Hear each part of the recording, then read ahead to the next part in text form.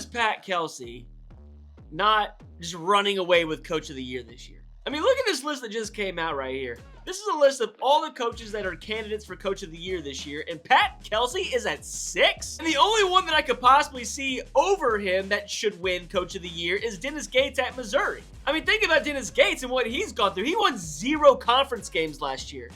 Won 8 games overall. He was Kenny Payne at Missouri. And with the same head coach, administration, and staff, has completely overhauled every year of performance he's had at Missouri. Like, he's got them on track, in part because they have had a big wave of NIL funding come their way, and he is actually producing with that money by going out in the portal and getting the right players. He's got a kid from Kentucky on his team right now who averaged 20 points a game at Northern Kentucky last year, and he's barely getting any playing time. 20 points a game at another Division I school is sitting on their bench, not able to really get in the game. I also know for a fact that Jacob Cruz, who played at UT Martin last year, was a heck of a shooter on their team, got paid $200,000, and he's barely getting in the game for them. He was averaging like 16 a game last year. He's only averaging like 2, 3, barely playing. That's what's sitting on Missouri's bench this year. Think about that. They went and got the right pieces in the portal with the money that they got. Kenny Payne had the money, had the players on paper, couldn't get anything with them.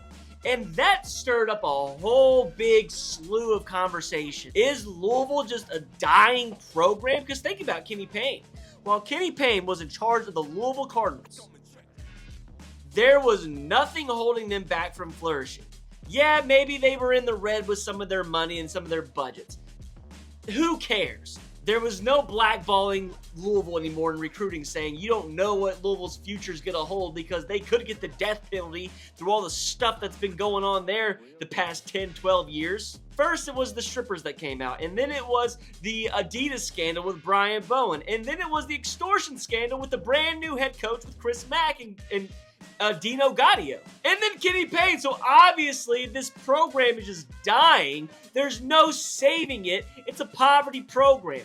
But in 1 year, in his first season, their third choice. It's no wonder nobody wanted this job. Kenny Payne made it look like it was the worst job ever.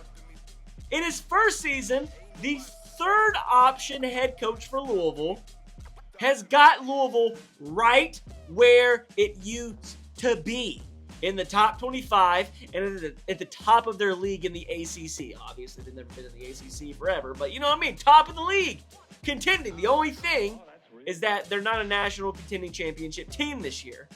They still have a ways to go for that, but oh my gosh, how is Pat Kelsey not just the clear favorite? Because not only has he taken what people thought was a dying program and in 1 year turned it around into something. He's been doing it through every inch of adversity you could think of. Kobe Rogers sat out for this year. Khalifa, whatever his last name is, Ali Khalif, I think is what it is, sit redshirt this year. So that's already 2 people that you went out and got in the portal that are not available for you this year, because they had surgery, couldn't play this year. But then you have one injury to Corin Johnson.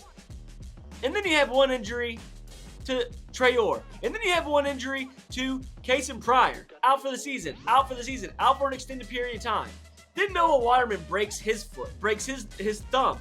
And then Chucky Hepburn has pulled his groin. That's a nagging injury. I mean, you've gone through you never once had your full team. And he is 21-6, 14-2 in conference, back in the top 25. It's a relentless pursuit. It's that Pat Kelsey is the definition of what coaching is supposed to be. Teaching people how to be better, teaching people how to fight through adversity, learning life lessons, and not just handing them a check and saying, come play for my team so we can win more games and make more money. He's instilling actual values in his team. You don't see that very often anymore.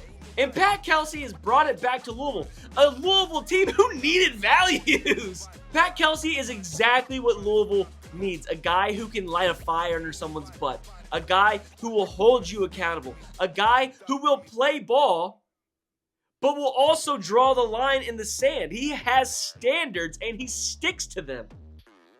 Oh my gosh, and it's visible. Like, you can actually see it in real time and it happening so fast. Like, he gives inspiration because it's like, it's possible. It could be a thing where, you know, I'm biased because I'm from Louisville. I wouldn't necessarily call myself a Louisville fan, but I want to see Louisville succeed. And over the past few years, it's been kind of depressing to see the lack of love towards the Louisville basketball program when growing up it was such a big deal. And so now to see that energy, to see that vibrance, to see that life come back into the city for the basketball team is something that I'm really happy to see. So you could argue that there's better coaches out there, man, but you can't deny the impact that Pat Kelsey has had, not just on the basketball team, but with the city at large. Like, you should see the Yum Center now, man.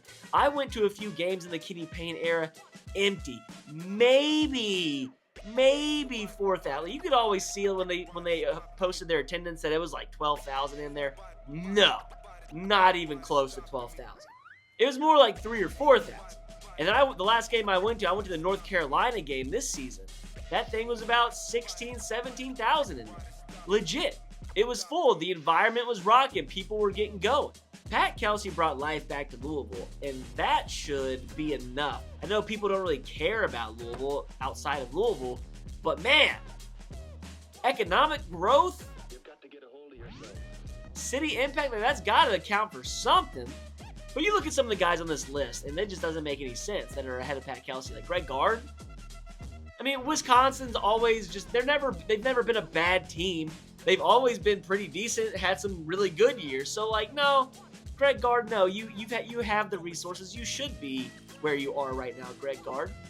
Penny Hardaway, like, it took him, 5 years to get finally good enough with the team that he got lucky. He's gotten lucky this year. He's had talent before, underachieved with it. He's just finally having one of those years. He ain't done nothing.